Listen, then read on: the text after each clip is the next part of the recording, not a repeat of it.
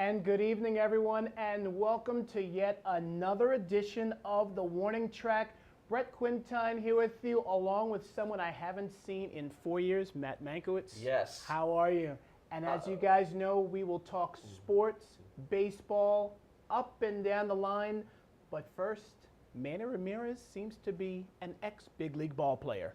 Yes, and he decided to retire, according to sources. And, of course, there are varying sources on this, but apparently there was a quote-unquote issue with the drug testing process with Manny Ramirez, and rather than possibly face a 100-game suspension, which we would have if as a second-time offender, he decided to hang it up. Now, the question that has not yet been answered is what the issue is. It kind of reminds me of an old Odd Couple episode when Felix Unger was going crazy over correspondence he received from the IRS. He comes into the office thinking he's going to be audited, and the only problem they had was he forgot to sign his check. And in fact, he was so well organized and turned in such a brilliant return, the people in the office came in to congratulate him. I don't think this is happening here. No, he's probably not going to be congratulated, but I think we probably know what the issue is. And as you mentioned, it probably has to do with some type of test, an issue. And honestly, if I'm in his situation, I would probably say that, you know what, it's probably time to call it a career. He's had a great career at that, 555 home runs. He's 38 years of age. Yeah, it's probably time, rather than sit out 100 games. We're already 6 games in. Very simply, you do the math, that means he's playing in roughly 50 games. He's not going to help his ball club. Manny Ramirez, you had a great career, and I think you're making the right decision. Right, and at this point, too, you're not helping the Rays. The Rays are, first of all, 0-6. The Red Sox now 1-6. They lost their first 6 games also. We'll get into that momentarily. But at also this point, you are tying up money. You're tying up, not a roster spot necessarily, but you're tying up money. You're tying up everything here with this Tampa Bay franchise that needs to move forward. What you don't want them to get caught up in, and they're not. You know, Evan Longoria is injured, but they're still a pretty solid ball club. Sure. You don't want them to be in that old Vinny Castillo mode. Remember that. When Absolutely. they tried to grab every 30 home run hitter, correct, that they could find, any veteran hitter they could find, load up their lineup, Wade Boggs, and still continue to lose. They're not that now. But you're doing Tampa Bay a favor. You're doing yourself a favor. Now, as far as the Hall of Fame is concerned, does he sink even lower than McGwire in the voting? Well, Mike Vaccaro made a Twitter comment just immediately in the aftermath of the announcement, and he said maybe when people get over it in 25 years, he'll start moving up the ranks a little bit, but it's going to take about that long. So for everybody to get Barry Bonds out of their system, to get Mark McGwire out of the system, to get A-Rod out of their system, and Manny. And also with Manny Ramirez, I just have always felt, and while you and I have spoken, he works at his craft. He certainly was very productive when he wanted to be. I just think that it is certainly best for the Rays. For the most part, they're a younger ball club. And to have a veteran, yes, he certainly can provide experience and some power in the lineup. But in the end, I think the Rays are certainly better off parting ways with him. Johnny Damon is that guy who can certainly provide the veteran experience.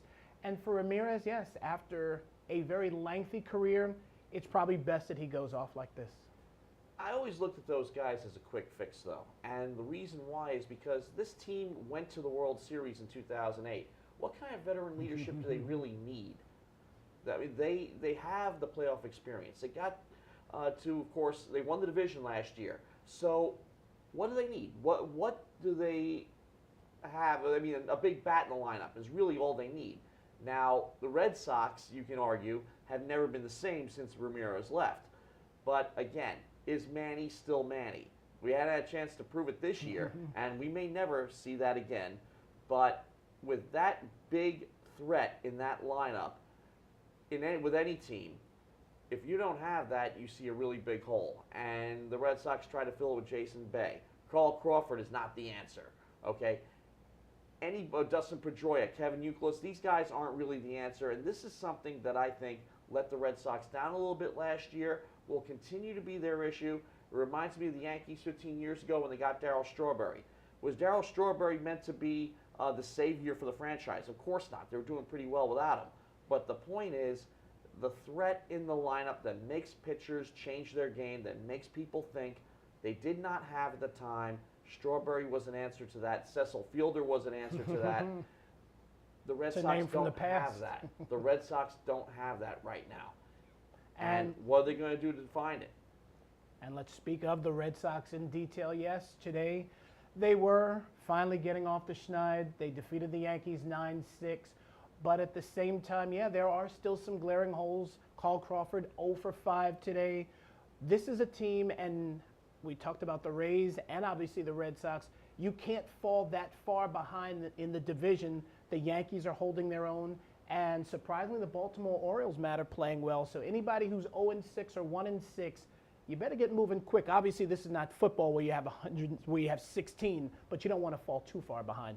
Of course, when somebody does something like this, any kind of feat, whether positive or negative, out come the stats. And the big stat is no team has won more than 88 games after starting the season 0-6.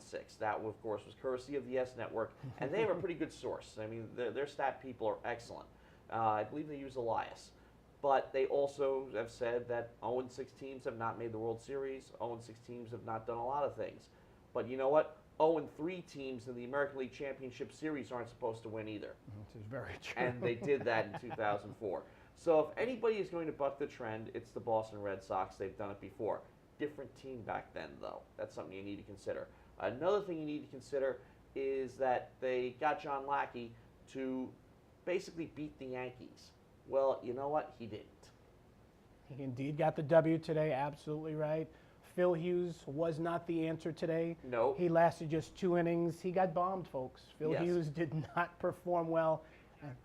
And let's talk a little bit about the Yankees. But first, we have a caller. Jack, hey, how are you doing? Welcome to the Warning Track. I'm good, guys. What I wanted to talk about was the Bo Sox, and I want to know if their season's over or if they actually have a chance to be able to, make something. Nobody's season is over in April. Is really the first thing you have to consider. And a 6-game losing streak in the middle of July, it could knock you back a little bit or could get somebody closer, but that's about all it does. 6-game losing streaks over a course of 162-game seasons are pretty much routine. The better teams rarely have them, don't get me wrong. But also consider the 98 Yankees started 1-5. Yes, they did. And we've talked about this, the 0-6 team. No one's won more than 88 games. No one's done this. Well, one reason why is because teams that start the season 0-6 are usually not that good. I don't think that's the case with the Red Sox. I think the Red Sox will get back in the program, and they will catch up. There's plenty of time. You sweep the Yankees over the weekend, you're 3-6. Okay, you win 3 more over the course of the week, you're something in 7. Okay, whatever you do, if you get back fast enough, you're going to be fine. If you're 0-21 to start the season like the 88 Orioles, then I think you might as well be making your vacation plans in October. But I don't see that happening with the Red Sox. I do see issues. Lackey did not have a good outing. Okay, Carl Crawford is not off to a great start. 143. There are holes in their lineup, but when they're hitting, when things are clicking, they're going to be very tough to beat. Speaking of tough to beat, let's talk about, I guess I'll say we're biased.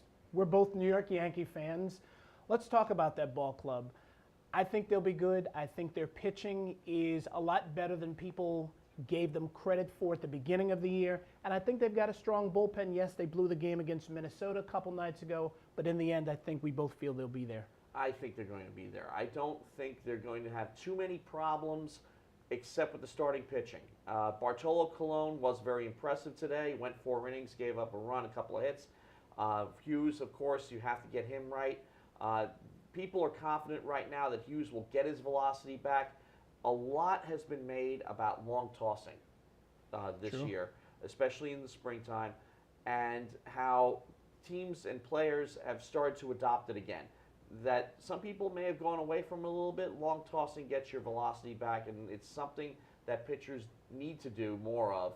and increase their endurance, and also just get their stuff where they need to be.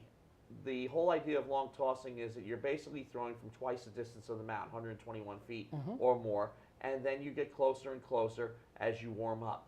And that Hughes is working on a little bit more now. Other pitchers are doing so too. Another trend that is happening right now is, I think it was really started by Nolan Ryan, now that he's president of the Texas Rangers. He expects his pitchers to stay in the game and keep their heads in the game for as long as is necessary. Sometimes what happens these days is they'll get towards the 6th and 7th innings and, oh, I'm done anyway, and kind of lose it. Right. Ryan didn't do it when he was a guy who went 8 and 9 innings.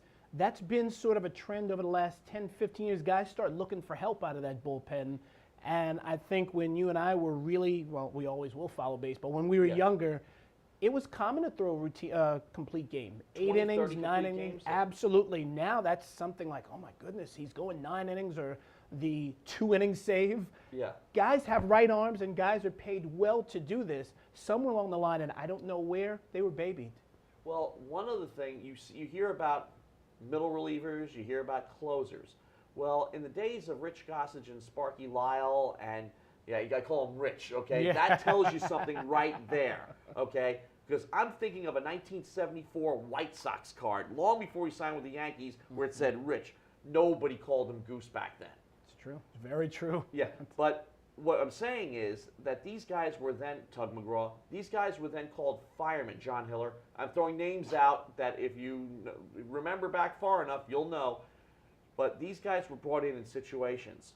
They were brought in when the starter ran out of gas with 2 men on and 1 out in the 7th inning, and they had to finish. That's what they called a save back then. Okay? Nowadays, one of the few pitchers who actually comes in situations is Mariano Rivera. True. Mo will come in the 8th inning when, the 8th inning guy gets into trouble. Has been shaky, he'll throw a 4-out game. He'll throw a 4-out outing. But not too many closers do that. They'll run one guy there in the lefty specialist to get the out, a Feliciano to get the out, and then the closer will come in. Not the case back in the 70s. These guys were meant to do a job, and that is get the team out of trouble, put out the fire. When we come back, we will talk more baseball. We will talk about the Texas Rangers. They're unbeaten. They're 6-0. We'll talk about an AL East opponent for the Yankees and Red Sox, the Baltimore Orioles at 5-1, and there are a couple of teams in the National League, the Phillies and the Reds, both off to strong starts as well. In the meantime, call 347-480-1724. We'll take your calls on the other side of this break as you're watching the Warning Track. I'm Justin Tucker, the New York Giants, and you're watching Sports.com.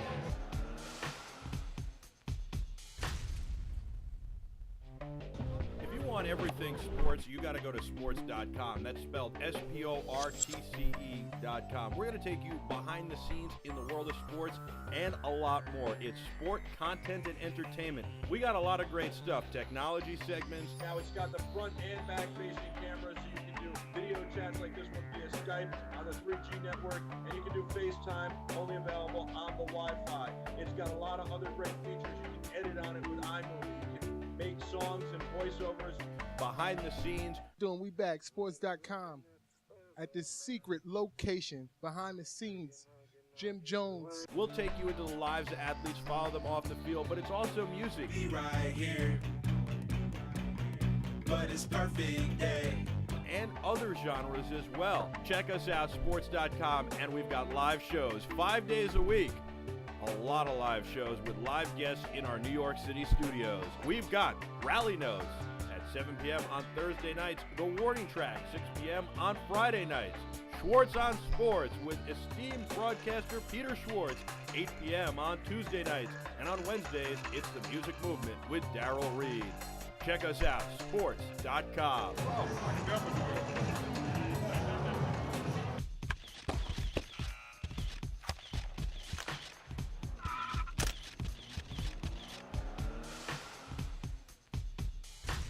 Welcome back, everybody, to the Warning Track. Brett Quintine and Matt Mankiewicz with you. 347-480-1724 is the number to call. We want you to be part of the warning track. Well, as baseball enters its second week of the season, there is an unbeaten team in the Lone Star State, and it's not the Houston Astros. It is the defending American League champion Texas Rangers, 6-0. And Matt, earlier we were talking about that team is under the control of Nolan Ryan. They're looking to do what they did last year and even better this year. Well, the one thing that impresses me most, I'm just looking at the player stats right now, is of the 6 wins they have, all but one have been won by their starters. Wow. That's really impressive. Yes. Okay, that tells you what's going on here. That Nolan Ryan's philosophy is just sinking in more and more and more. During the American League Championship Series, I got a chance to talk to guys like C.J. Wilson and a few of the others, and they're saying it over and over again, what I said before, that they're not looking at the bullpen in the 6th and 7th inning. If they are, they'll probably get fined. They are looking to do the job that's in front of them until somebody pulls them out. They rely entirely on the manager and pitching coach to make that decision. As long as they're out there, they pitch. And that's maybe a slightly different mindset from what some guys are used to. You know, you might see some guys looking towards the bench. You know, when are you going to pull me out? When are you going to pull me out? These guys are in it for the long haul. And everything they do in terms of their training regimen, in terms of their what they do between starts and everything like that is designed to keep them in games. Now, they haven't completed a game yet. Doesn't matter quite as much. What you're seeing, though, is staying power. What you're seeing, though, is that the starting pitcher is in there for the win. And that is a deadly combination when you mix that with the offense that they have. Josh Hamilton, Adrian Beltre, Michael Young, Elvis Andrus. You put all of that mixture in together, and yes, you've heard the phrase, pitching and defense wins championships. We have already stated that the Rangers have some great starting pitching. Honestly, I had my doubts in the offseason during the course of spring training. I wasn't sure if the Rangers were for real or not, and again, 6 games into the season, into a 162-game season at that, does not make a season, but they have been very impressive so far, and this is a team in a 4-team division that certainly can go a long way. As far as a 5-team division, there's a team about 2 hours down south of here that play in Philadelphia, Citizens Bank Ballpark. Matt, the Philadelphia Phillies, a lot of people wanted to give them the pennant right away with the Big Four. Not so fast, but they've got a great rotation. Sometimes I wonder, though, and it seems that it happens every spring. A lot of things happen every spring. It's the name of a movie starring Ray Milland. But anyway, I highly recommend it. You've got a lot of pop culture in you. I highly recommend it, by the way, because it happens every spring is about a scientist who comes up with this formula that repels wood. So he actually puts it on the ball, and nobody can hit the ball. Okay. So it happens every spring. But what also happens every spring is that people can't seem to get out of fall and winter sports mode until a few games have been played. Because the Mets beat the Phillies in the opener of their 3-game set, and all of a sudden people are down on the Phillies and up on the Mets. It's not the Eagles versus the Giants, folks. Things do not hinge on one game like they do in football, okay? Lincoln Financial Field hosts lacrosse this time of year, okay? So let's get that out of our systems, okay? If you're near one of the big colleges, you have spring football to worry about, that's great. But forget it. Forget it for now, okay? The Phillies took 2 out of 3 from the Mets. They're off to a 5-1 start. Everything is clicking the way it should. And in the first week of the season, all is right in Philadelphia. The one thing that isn't right now is no Brad Lidge. So far, they've been able to survive, but you know what? Just about any team can survive a 6-game stretch. The big question is, what is this going to look like in June? It's going to, I think the Phillies are going to be okay, but again, it depends on the bullpen. Jose Contreras is their closer. How good is he going to do? Jose Contreras. Yes, Mr. Contreras is going to be their closer. How long is Chase Utley going to be out? That's a question that has to be answered. Can Ryan Howard and J-Roll continue the pace that they're expected to do?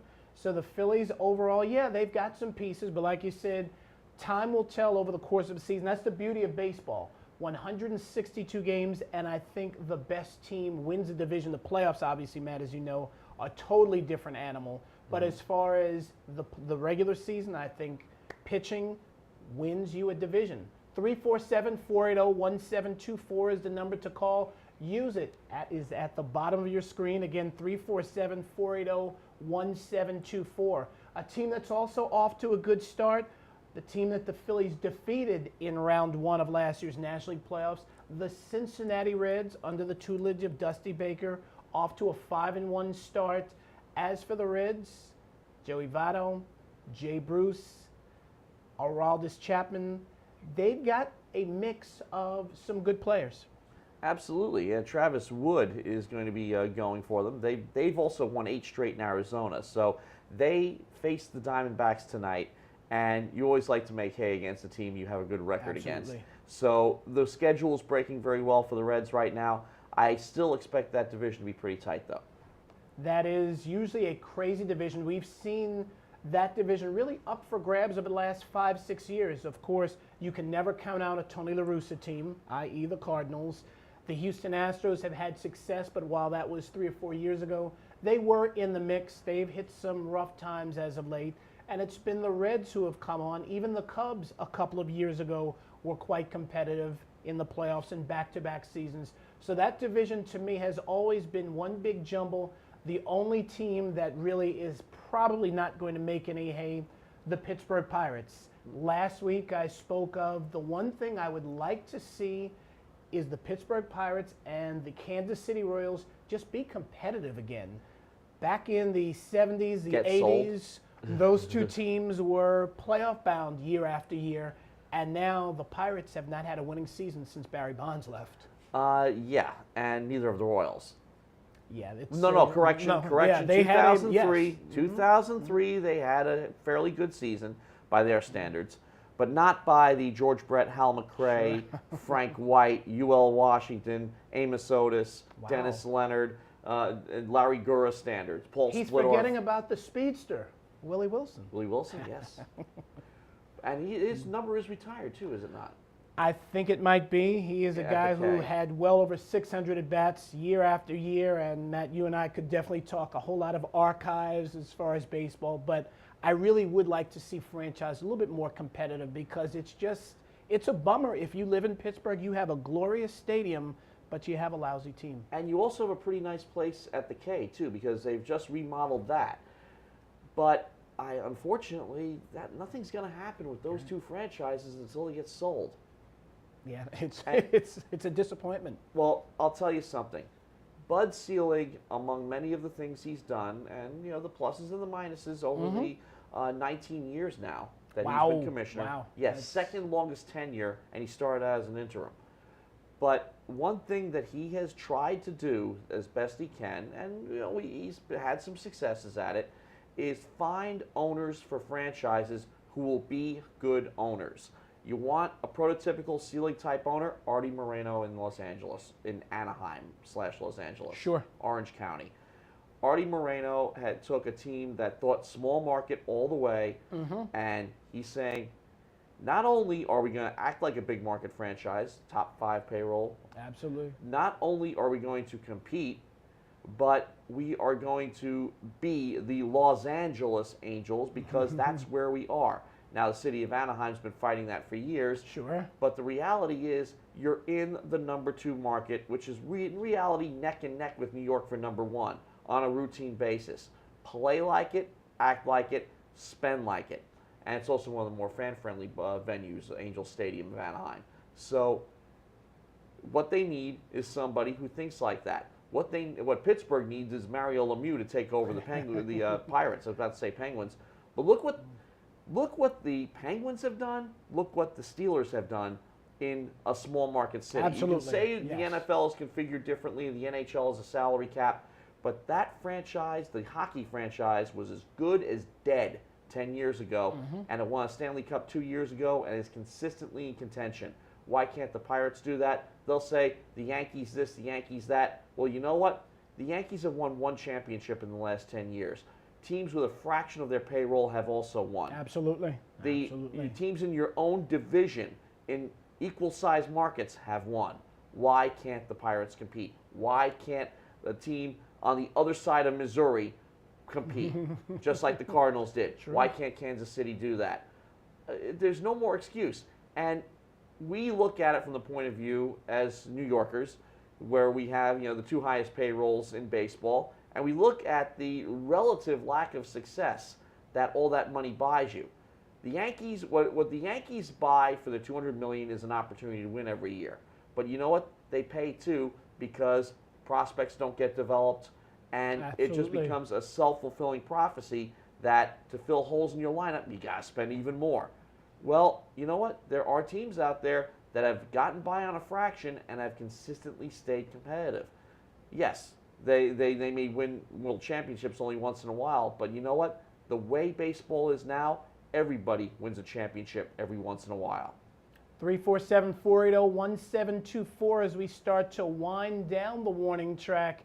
And that's something that I don't think you and I have gotten to talk about. And I'd like to ask everybody, I had mentioned it to Roberto Clemente Jr., and you might have even answered the question. If there's one thing you could change in the game of baseball, what would that be? Shortened schedule, limited interleague play, DH, no DH? What would be your choice?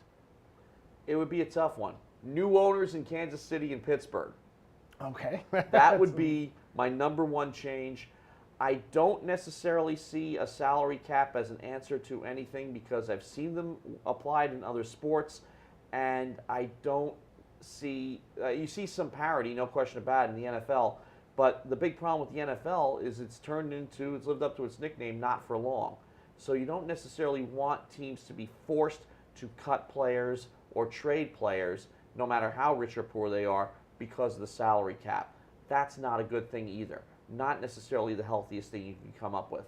But the fact is that when you buy a team, you can't simply operate it as a business. There's an emotional attachment that the fans have. There's an emotional attachment that even the people who work there have. It's got to be more than that. It has to be almost like a civic pride thing. And if you notice that a lot of the owners of successful franchises in all sports see it that way. It's not just X's and O's or dollars and cents. There's more to it than that. There is an emotional attachment. Even the first families of the NFL, and I'm thinking of the Rooneys and the Maras, okay? Sure. The Maras. Two powerful families, Yes. absolutely. It's more than just, what are the Steinbrenners without the Yankees? What are the Maras without the Giants? What are the Rooneys without the Steelers? Okay? Not, just a bunch of rich people. Very true. We're running out of time, folks, as I know you and I could talk forever, and we will continue to talk forever every Friday. A lot of people have asked me, what would I change if I could make one rule differentiation in baseball? Very simply, I would have the same set of rules in both leagues. I don't care if you eliminate the DH. I don't care if the pitcher hits, but I want it to be uniform. There can be a DH, there can be a pitcher hitting, whatever it is. I just don't like one league having a pitcher hit and one league having a designated hitter. Now, you might say I'm on the fence here a little bit in the sense of, as a fan, I enjoy the DH because you see more hitting, you see a lot more action. From a broadcast standpoint, the games go quicker when the pitcher is hitting because for the most part, pitchers have a very low batting average. But if I could change one thing, I would say, hey, American League and National League, you will have one set of rules and we will continue to play just like that. But in the meantime, thank you everybody for joining Matt and myself on the Warning Track. We'll be back next Friday. And you know what? We hope to have a pre and post game voice of a big league team. We'll tell you who that team is over the course of the week. But in the meantime, Matt, great talking to you. Always a pleasure. We'll see you guys next Friday on the Warning Track.